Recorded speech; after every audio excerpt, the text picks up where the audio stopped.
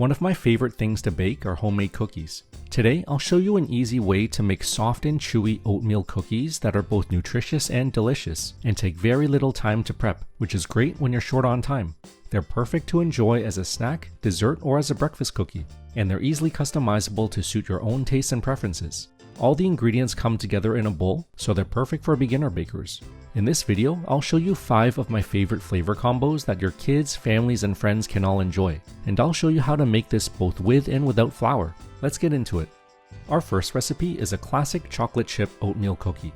Into a large bowl, let's combine our dry ingredients, starting with 1 cup of rolled oats. Make sure to use old-fashioned rolled oats to get the best chewy texture. Then add half a cup of flour. You can use all-purpose flour, whole wheat flour, or oat flour as a gluten-free option, which is what I'll be using. A key tip here is to make sure you measure flour by weight. Don't just scoop it out of the bag or you'll end up packing way too much. Then add half a teaspoon of baking soda, which will help our cookies rise and puff up, and then a 1/4 teaspoon of salt to help bring the flavors out. Give these dry ingredients a good mix. Then for our wet ingredients, we're going to need some fats to give our cookies moisture and richness. While many recipes use butter, you can opt for a healthier fat like coconut oil. If you're looking to cut down on calories and fat, applesauce or mashed banana can be used to replace some of the fat as well. Here I'll be using a 1/4 cup of melted coconut oil. Let's add that in. Next, we're going to add our sweetener. You can use regular white sugar, coconut sugar, or a liquid sweetener like honey, which is what I'll be using. Let's add a 1/4 cup of honey to our recipe. Feel free to adjust the sweetness level to your tastes. Next, we're going to add 1 teaspoon of vanilla extract along with 1 large egg that's been whisked. Or you can sub this out with a flax egg by mixing together 1 tablespoon of ground flaxseed with 3 tablespoons of water. This makes a great vegan alternative to a regular egg. Mix the wet and dry ingredients together thoroughly until they're well combined. Then let's add in half a cup of dark chocolate chips and fold them into the dough until they're well distributed. Refrigerate the cookie dough for at least 1 hour. This will help it firm up before baking so that it keeps its shape and thickness. Let's then take a baking tray, line it with parchment paper, and then using a cookie scooper, divide the dough into roughly 16 equal portions. Press each portion down with the back of a spoon so they flatten into the shape of a cookie. Then, bake the cookies in a preheated oven at 350 degrees Fahrenheit for 10 to 12 minutes or until the edges are golden brown. Keep in mind that all ovens are different, so cooking times may vary. When it's done, take it out and let the cookies cool down for 5 minutes on the baking sheet before transferring them onto a cooling rack so they can cool down completely. And then enjoy! These cookies have a delicious chewy texture with gooey sweet chocolate chips in every bite. I like making these on the smaller side for snacking and portion control, but you can make them whatever size you like. You can store these away in an airtight container in the fridge for about 5 days or in the freezer for up to 3 months. Simply thaw and reheat whenever you're ready to enjoy them. Our next recipe is a kid-friendly favorite, a peanut butter and jelly oatmeal cookie. Into a large bowl, let's combine 1 cup of rolled oats, half a cup of all-purpose flour, half a teaspoon of baking soda, a 1/4 teaspoon of salt, and a 1/3 of a cup of coconut sugar. Or you can use a 1/4 cup of honey if you prefer. Give the dry ingredients a good mix. Then I'm adding 2 tablespoons of melted coconut oil as my healthy fats, along with 1 large whisked egg and 1 teaspoon of vanilla extract. Then let's add half a cup of natural peanut butter. Just make sure the nut butter is runny so that it mixes easily. You can heat it up beforehand to soften it up first. Give these ingredients a good mix until they turn into a cookie dough texture and then refrigerate for 1 hour. Let's then take a baking sheet lined with parchment paper and divide our dough into roughly 16 equal portions using a cookie scooper. I'm going to flatten the cookies out with the back of a spoon, and then I'm going to use my thumb to make little indents into the center of each cookie. They don't have to be too big, but big enough to hold a bit of jam. Then I'm going to take a small bowl of strawberry jam and spoon roughly half a teaspoon of jam into the cavity of each cookie. Let's then bake this in our oven at 350 degrees Fahrenheit for 10 to 12 minutes. When it's done, take it out and let it sit on the baking tray for about 5 minutes before transferring them over to a cooling rack to cool down completely. These cookies are easily one of my favorites. It's a huge hit with both kids and adults. And if you're like me and you love PB&J, this one's definitely for you. Now this next recipe doesn't need any flour at all. This is our flourless banana nut oatmeal cookie. Making these cookies flourless is very easy. Instead of 1 cup of rolled oats, simply increase that to 1.5 cups to make up for the loss of flour. It's really that simple.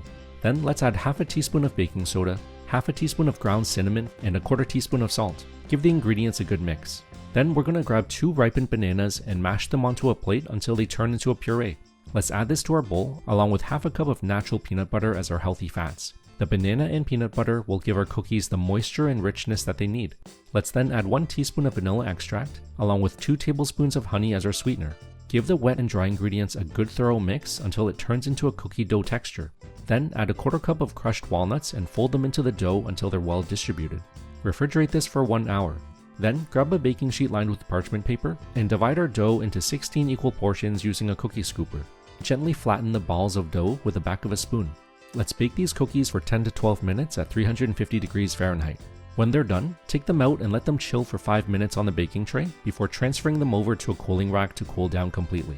This is a super easy way to make cookies without any flour needed at all, while still tasting chewy, tender, and full of rich banana nut flavor.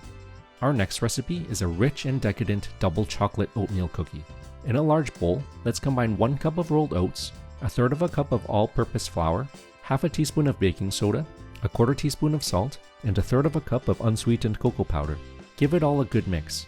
Then, for our wet ingredients, let's add 1/4 cup of melted coconut oil, 1 large whisked egg, 1/4 cup of honey as our sweetener, and 1 teaspoon of vanilla extract. Mix all the ingredients thoroughly until they're combined and turn into a dough. For our mix-ins, let's add 2 tablespoons of chia seeds for some crunch and added nutrition, along with 1/4 cup of dark chocolate chips. Let's fold these into our dough until they're well distributed and then refrigerate for 1 hour. Then, on a baking sheet lined with parchment paper, divide the cookie dough into 16 equal portions and then gently press them down with the back of a spoon to flatten their shape. Let's then bake these in the oven for 10 to 12 minutes at 350 degrees Fahrenheit. When they're done, take them out and let them chill for 5 minutes on the cookie sheet and then transfer them to a cooling rack to cool down completely.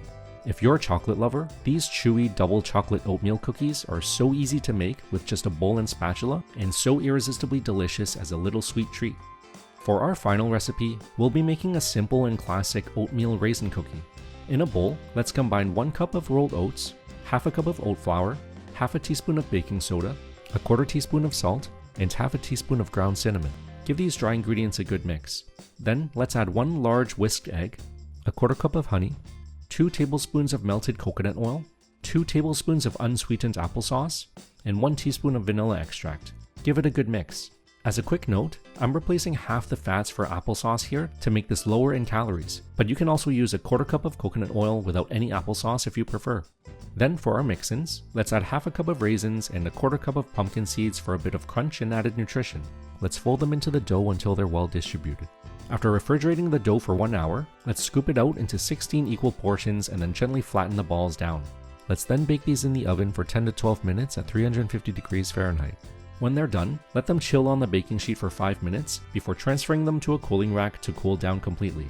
This is a simple and easy way to enjoy a delicious oatmeal raisin cookie with a few easy substitutions to show how you can reduce calories with applesauce as a sub for fats and add a bit of nutrition with your favorite choice of seeds. I hope this video showed you some super easy ways to make your own oatmeal cookies at home with just a bowl and spatula for prep and no fancy mixers needed. If you're new to baking, these are perfect for beginner bakers and easily customizable with some simple ingredient swaps. And they're perfect to enjoy any time of the day, as a snack, for dessert, or as a breakfast cookie. If you decide to give these a try, I'd love to hear what you think. Until next time, thanks for watching. If you'd like to watch more, click here for another video. And if you enjoy my content, I'd really appreciate if you leave a like, comment, and subscribe to my channel. Thanks for watching.